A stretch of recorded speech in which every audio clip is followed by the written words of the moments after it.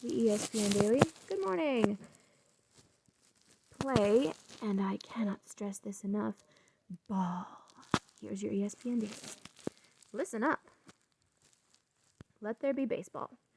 It's a day that seemed like it would never come, but somehow, in a shocking turn of events, it's MLB opening day in July. On today's episode of the ESPN Daily Podcast, ESPN MLB insider Jeff Passan joins from Washington, D.C., where the Yankees and Nationals will begin. 7 p.m. Eastern Time, ESPN. Well, I didn't have to read that because now it's already happened. Whatever. What promises to be the oddest season in baseball history. From testing and safety to Mookie Betts' massive new deal with the Dodgers to where the Blue Jays will be playing, Passan breaks down everything you need to know about baseball in 2020. Things to care about. I see Brock Lesnar. And, other people. Whatever. One tug-of-war roster to rule them all. The opening ceremony of the 2020 Olympic Games in Tokyo would have been this week.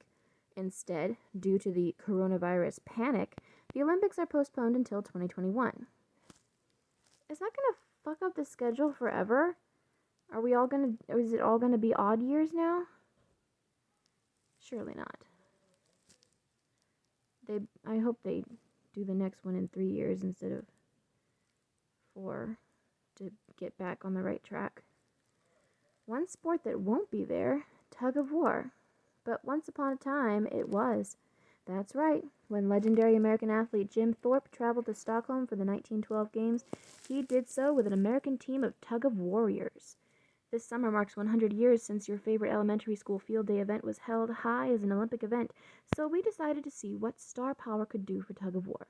With the help of 6 ESPN writers, including me, we drafted an 8-person all-star tug-of-war squad with these rules. Active players slash coaches from any country, 8 players per side.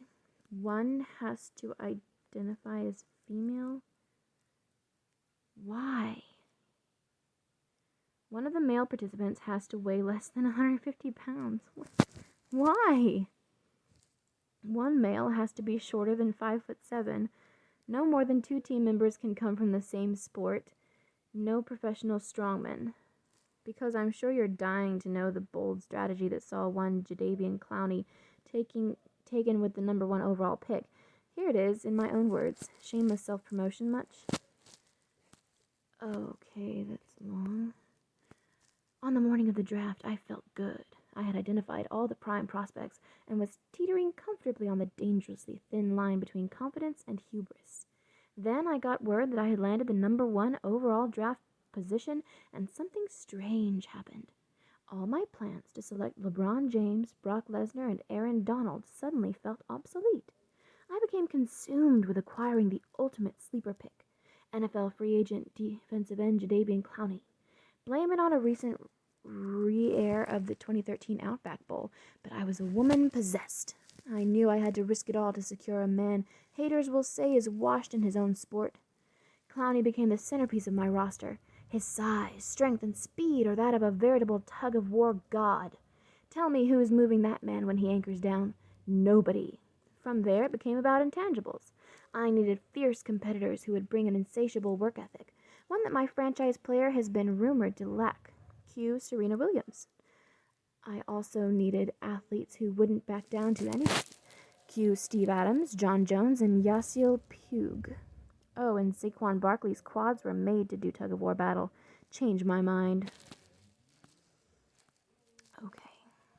That's very silly. Although sad that tug-of-war can't be an Olympic sport anymore. Okay, so obviously I didn't know that it used to be, and it's probably been a long time since it was removed. But, yeah, it would be cool if it still was. The power of pinstripes. Garrett Cole is a New York Yankee. Although the concept might take some adjusting to for Cole fans, for the star pitcher, who grew up rooting for the Bronx Bombers, it makes perfect sense.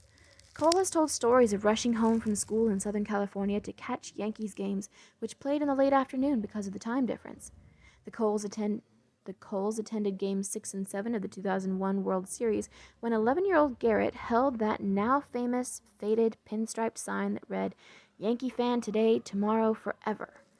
Suffice it to say, he always believed that one day he would wear pinstripes. It didn't hurt that when the Yankees were trying to seal the deal, they brought in a persuasion tactic by the name of Andy Pettitte, aka Cole's favorite player. Pettitte reiterated one sentiment that Cole needed to hear. He could be himself in New York. Okay. A day inside MLB's COVID-19 protocols. That sounds awful. Gone are the days of kicking it in the clubhouse, high-fiving after a tater, sharing meals, signing autographs, and posing for photos with fans. That's so depressing. In the pre-coronavirus world, players encountered hundreds of people on a regular basis. But now MLB has 100-plus pages of rules to keep players, coaches, umpires, and team staff apart and healthy. Maybe physically healthy, but that is not mentally or emotionally healthy, and may also not be physically healthy because you're compromising your immune system. People were meant to mingle with other people. We were meant to encounter germs all the fucking time. When you sanitize your world, you're gonna get sick more often. That's just the way it is. This is so frustrating. A few measures will be visible to fans on TV, but many others will unfold behind the scenes. We mapped out a day. Spoiler alert, there are tiers involved. Lots of tiers. To determine the number of people an average player might encounter if he lives and plays by the book.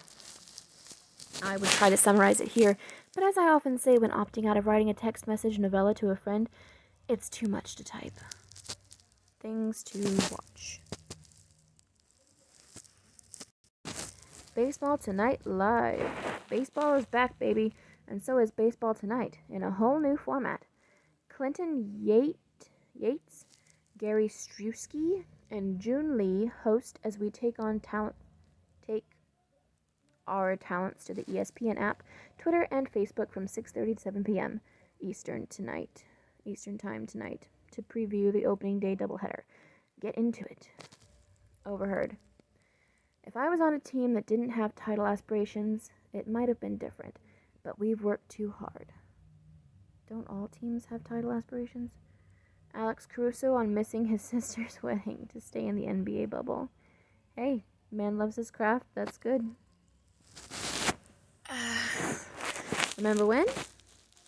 On this date in 1996, an injured ankle didn't stop Carrie Strug from pulling off the most clutch vault in Olympic history. Her 9.712 clinched gold for Team USA and produced one of the most iconic sports images of all time. This is the first I've seen of it. Until next time, remember, I typically opt out of fantasy baseball because it demands a commitment I'm just not able to offer. 1 minute I'll be vying for the pennant, the next my starting pitcher has been on the D for 3 weeks. It's exhausting and low-key humiliating, but this season is different. Even I can lock in for 60 games. Also, not for nothing, but there's nowhere to go, so setting a lineup sort of sounds cathartic, but I digress. You can join me in my quest but for total fantasy domination right here. This has been your ESPN Daily for Thursday, July 23rd, 2020. And that was a lot of baseball talk.